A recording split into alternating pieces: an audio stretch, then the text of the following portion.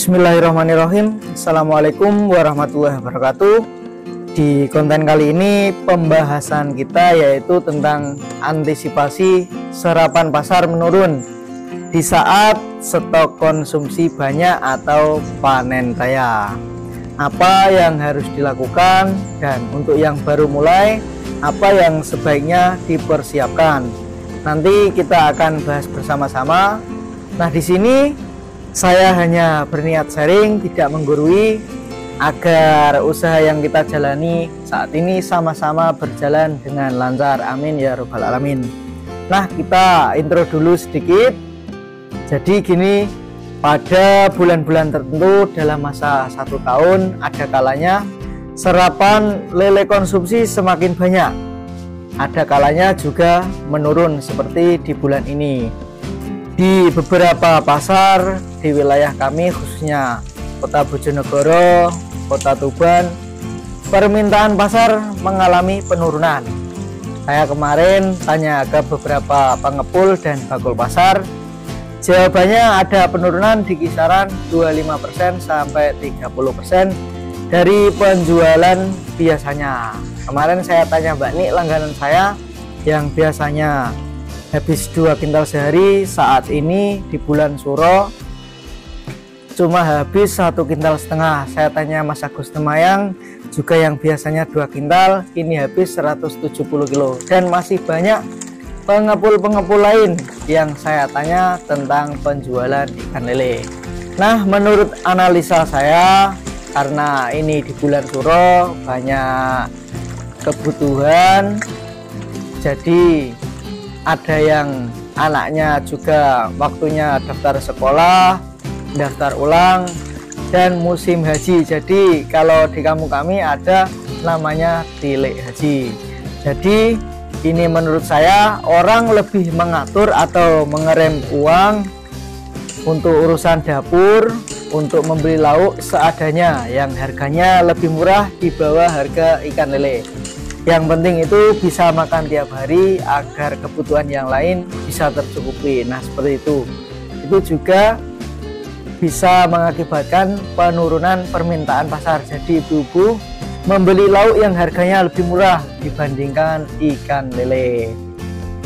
Ya, itu analisa saya, dan mungkin teman-teman mempunyai masukan lain nantinya bisa ditulis di kolom komentar.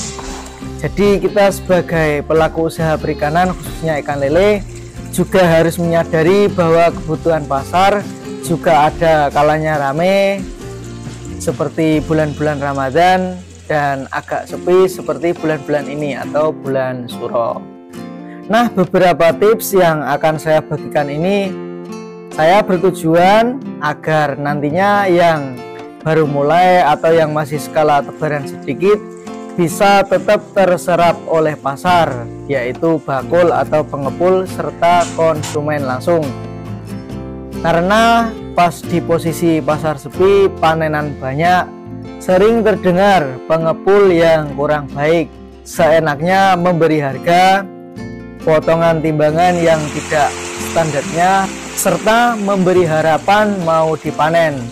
Namun mundur sampai ikan jadi oversize.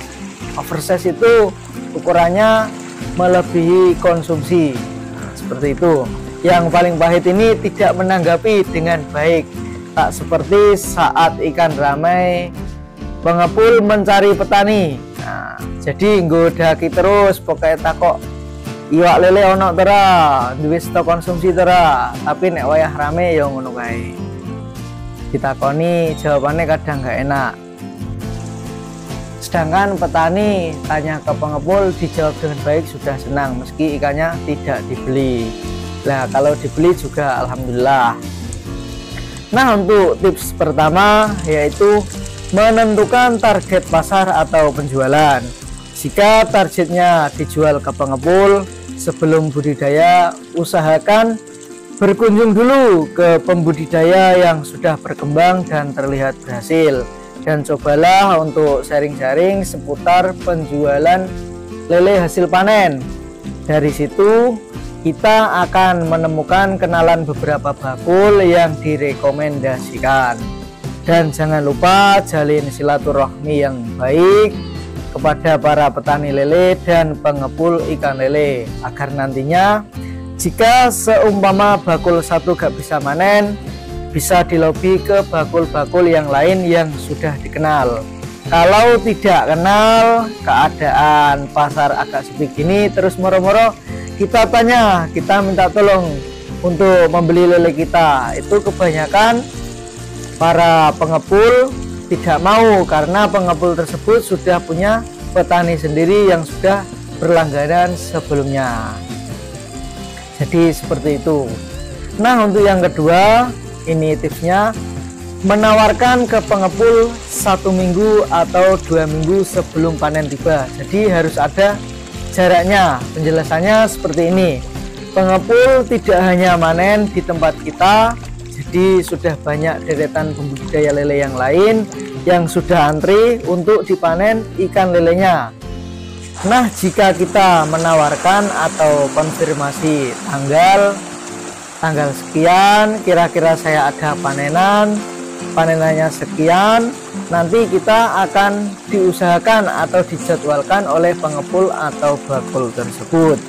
Kalau yang tiap hari atau 2 hari sekali panen, saya yakin, ini yang saya ketahui, pasar atau bakulnya sudah tertata rapi dengan beberapa bakul andalannya. Jadi yang tiap hari panen atau 2 hari sekali panen, itu bakulnya sudah pasti. Jadi untuk kita yang masih skala sedikit atau panennya tidak pasti, kita harus menawarkan dulu hasil panen kita seminggu atau 2 minggu sebelum panen tiba.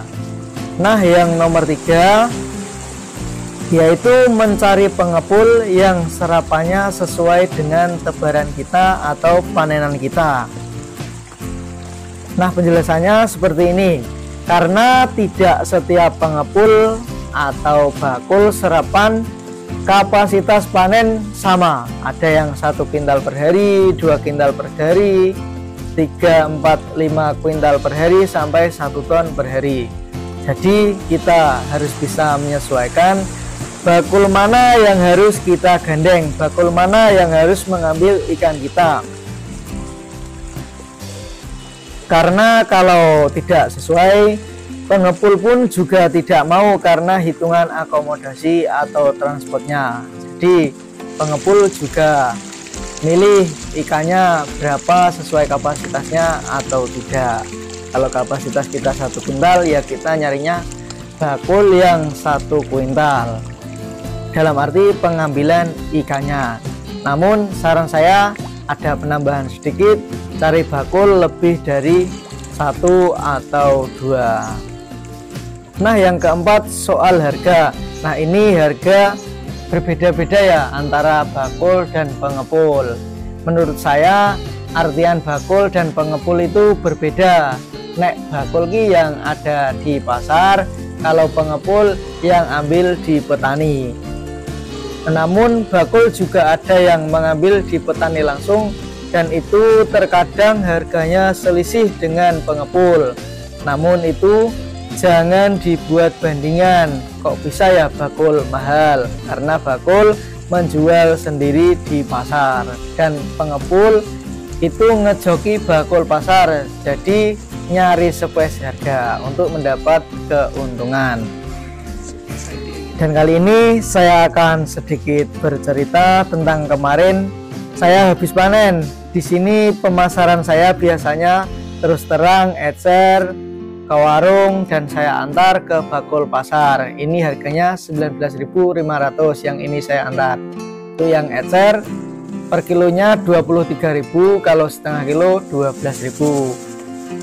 Namun karena kondisi pasar sepi, lele saya banyak stok, sudah isi 710, dan bakul yang biasanya saya story itu menolak. Akhirnya aku mencoba WA, lobby ke banyak pengepul, ada sekitar kurang lebih 10 pengepul, hanya 1 yang nolong manen lele saya. Alhamdulillah, saya sangat berterima kasih kepada pengepul yang kemarin ngambil.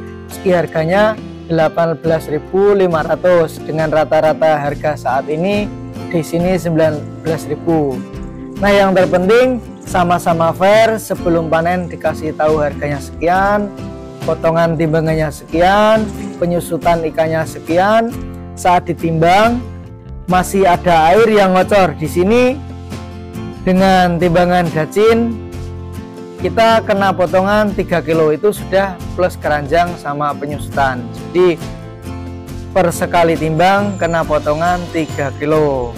Dan utamanya kita sama-sama menerima ya. Jadi kita sama-sama fair, terbuka, potongannya sekian, harganya sekian, kita deal oke. Nah, dari sini saya banyak belajar pentingnya sebuah komunikasi dan silaturahmi ke sesama pelaku usaha perikanan, baik dari pembenih, pembesaran, dan pengepul. Karena di setiap usaha pasti ada kendala, dan bagaimana cara kita meminimkan kendala atau menangani masalah tersebut. Semoga video yang saya bagikan ini bisa bermanfaat untuk teman-teman. Untuk pembahasan kali ini cukup sekian. Assalamualaikum warahmatullahi wabarakatuh.